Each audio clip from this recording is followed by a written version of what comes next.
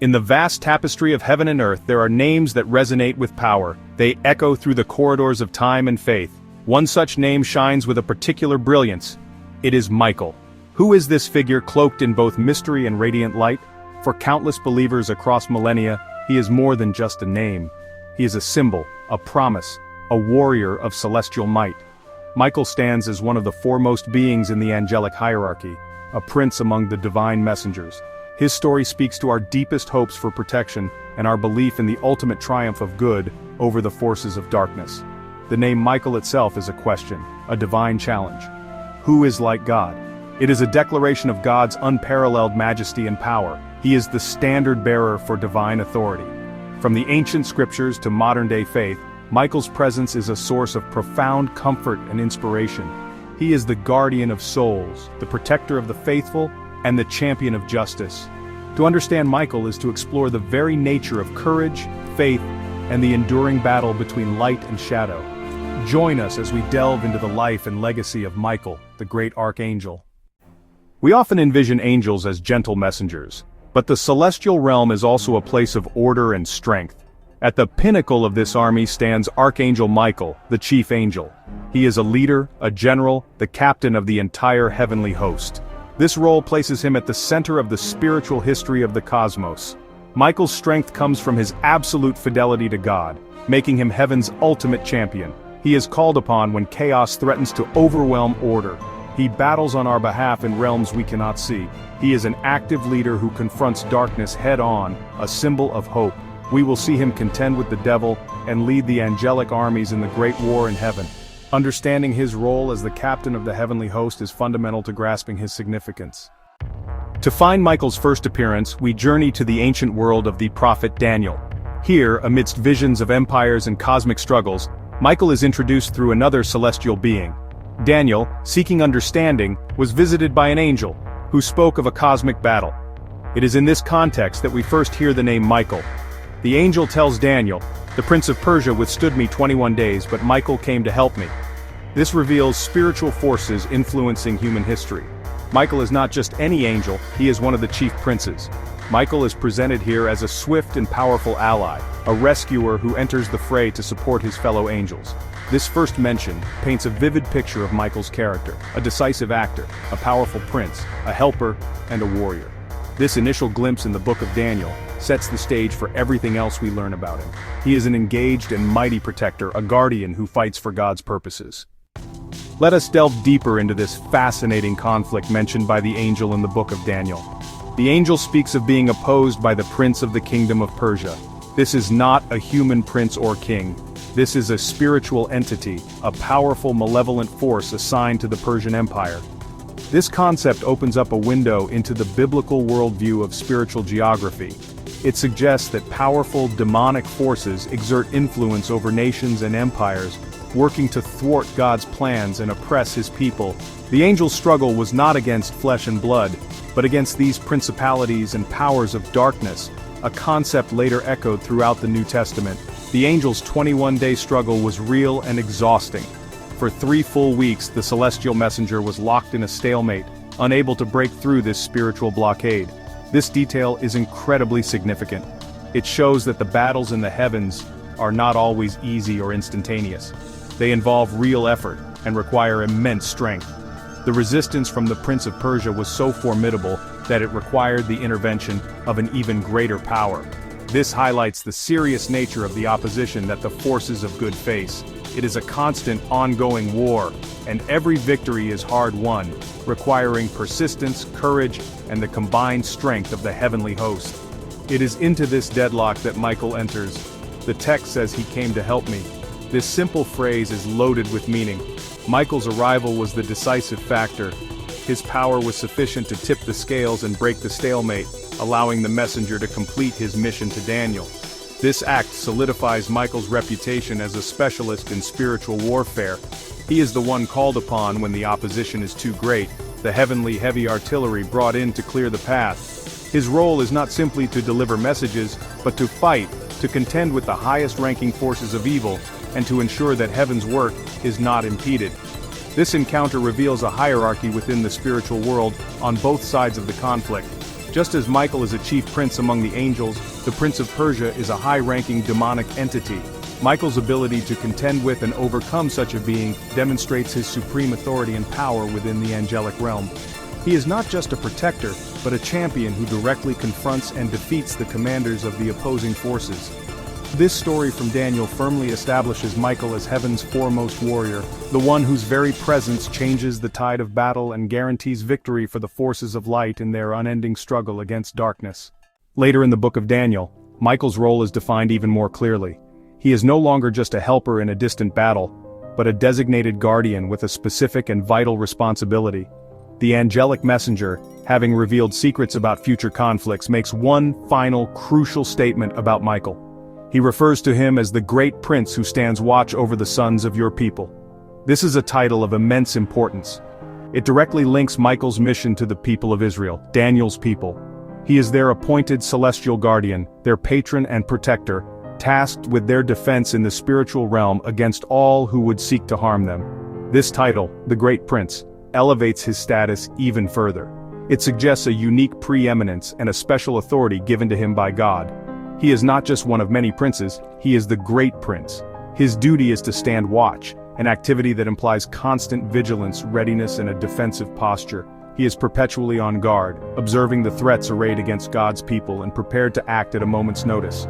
This is a source of great comfort. It means that even during times of exile, persecution, and national distress, a mighty, heavenly champion was personally assigned to their care, fighting for them in ways they could not see. The revelation continues with a prophecy about the end times. The angel tells Daniel, "At that time Michael, the great prince who protects your people, will arise." The word arise here is powerful. It signifies a move from a state of watching to a state of decisive action. It implies that during the final, most terrible period of tribulation, Michael will step forward in a dramatic and public way. His arising will signal a major turning point in the cosmic conflict, a moment when he will lead the charge in a final, definitive battle on behalf of the faithful. His role as guardian will culminate in an ultimate act of deliverance. This prophecy firmly establishes Michael as a key figure in eschatology, the study of end times. He is not just a figure from the past. His most important mission still lies in the future. He is the ultimate defender who will stand up when all other protections seem to fail. This promise has given hope to believers for millennia.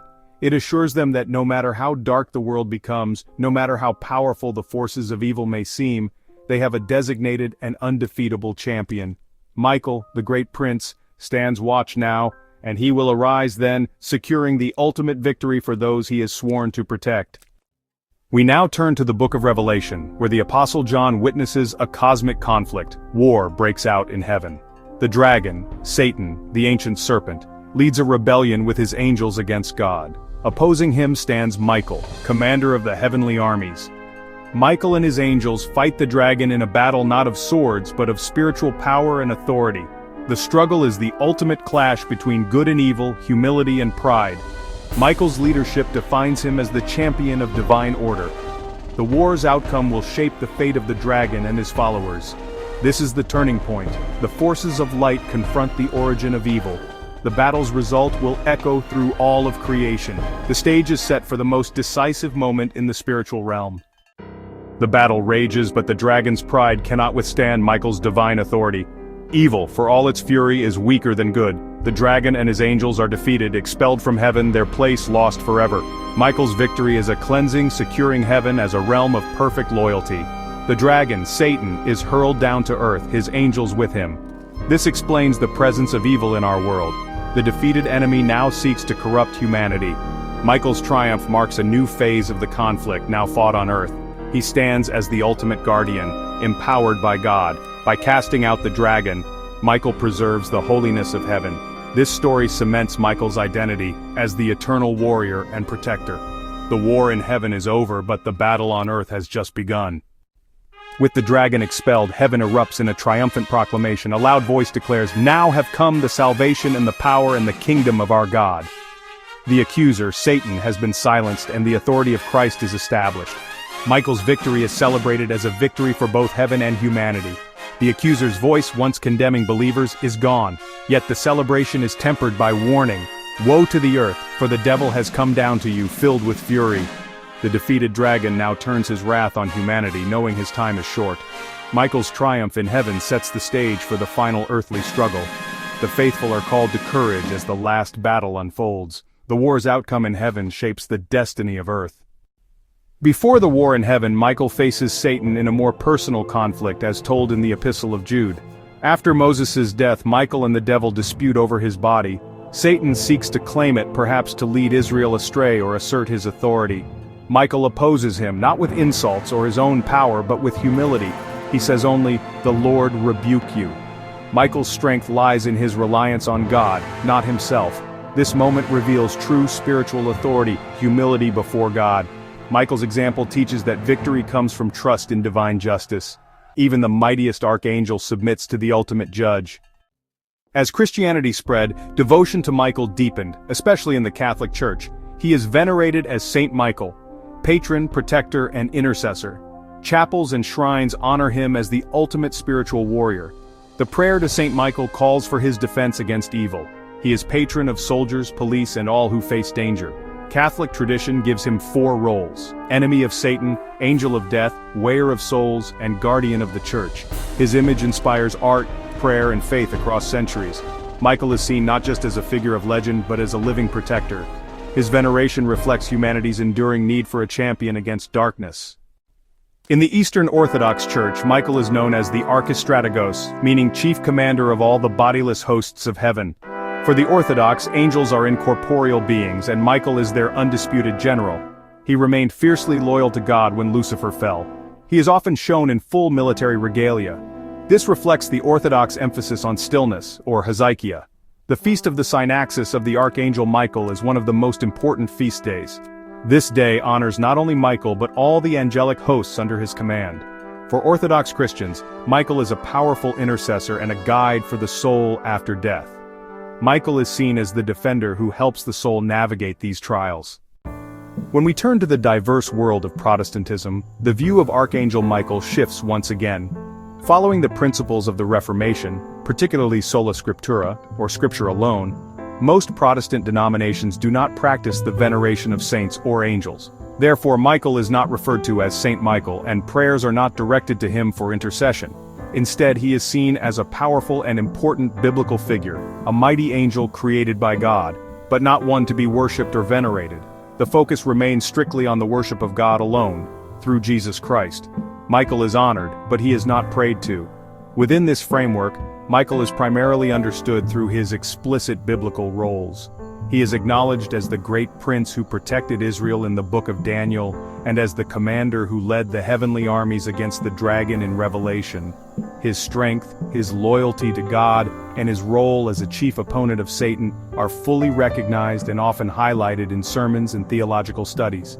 He is presented as a powerful example of obedience and divine might, a testament to God's power to overcome evil through his created beings. He serves as an inspiration for believers to stand firm in their own faith against spiritual opposition. Some Protestant traditions, particularly in earlier historical periods and within certain denominations, have held more specific theological views. Some have debated whether Michael might be a Christophany, a pre-incarnate appearance of Jesus Christ himself.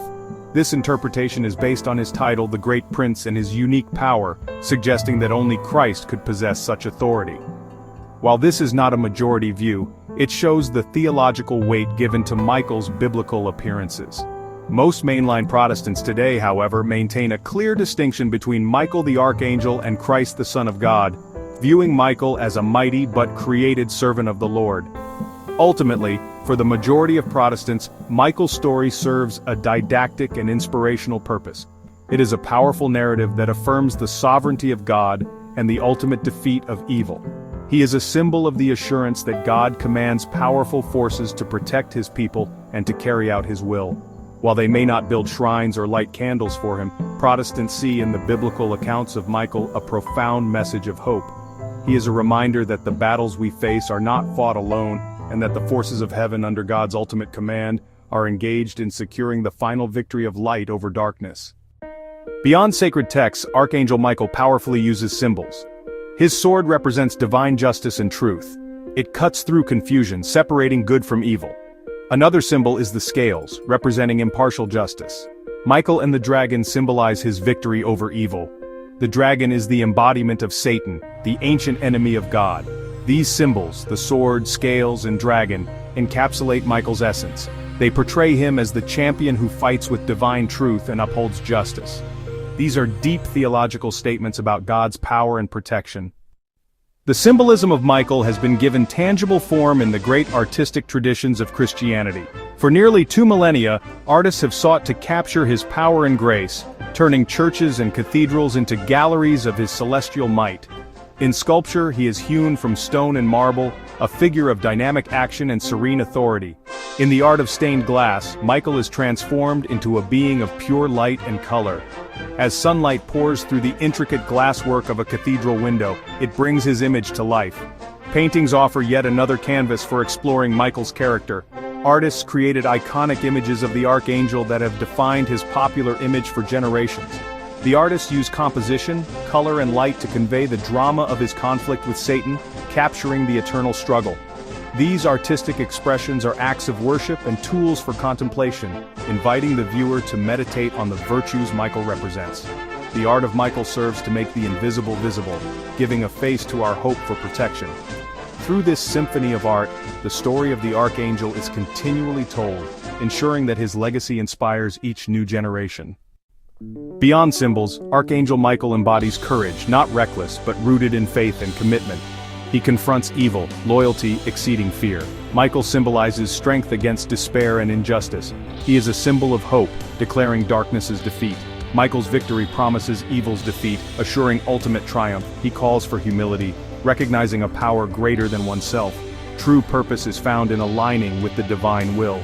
Michael is unwavering protection, fostering safety and assurance that we are not alone. Our journey through the sacred story of Archangel Michael is now drawing to a close. We have seen him as a prince, a protector, a warrior, and a commander. But what does it all mean for us here and now? The story of Michael matters today because it speaks directly to the timeless human condition. We still live in a world where the struggle between light and darkness is a daily reality. It assures us that the fight against evil is not a hopeless cause. Michael stands as a profound symbol of faithful service. His legacy is etched in light. It is the light of truth that exposes lies, the light of courage that dispels fear, and the light of hope that shines in the deepest despair. His legacy is a permanent promise that the forces of heaven are forever aligned with the coming of the dawn. The epic battles described in the Bible, with Michael leading the heavenly host against a great dragon, can feel distant and cosmic. Yet the true power of Michael's legacy today lies in its ability to be internalized. The war he fights is also a reflection of the enduring battle that takes place within every human heart. We all face our own inner dragons: fear, doubt, pride, selfishness, and despair. Michael's story offers us a blueprint for this internal spiritual warfare. His primary weapon, the sword of truth, becomes a symbol for our own conscience and our commitment to honesty. When we choose integrity over convenience or compassion over judgment, we are wielding that same sword. Michael's famous cry, "Who is like God?" becomes a powerful tool for personal reflection, reminding us that we are not the center of the universe. This internal battle requires courage, perseverance, and faith. He becomes a symbol of our own higher nature, the part of us that yearns for the light. The story of Archangel Michael is a timeless call to courage in a world that often breeds fear. It is a call to hope in the face of despair, and to faith when doubt surrounds us. He is a living symbol of the potent, active, and protective love of God. His narrative assures us that spiritual forces are at work, empowering us to stand tall. This call to courage is for everyone, a universal symbol that can be drawn upon by anyone in need of fortitude. He inspires us to stand up for what we believe in, to protect the vulnerable, trusting that we are not standing alone. Michael's existence is defined by his mission, serving a cause greater than himself with unwavering loyalty. His example inspires us to live with intention, to be defenders of truth and champions of love. May you hear his timeless call to courage, and may his unwavering loyalty inspire you to live a life of profound purpose and faith. In the eternal struggle between light and darkness, the light has already won, and we are all invited to stand in its glorious, unconquerable radiance.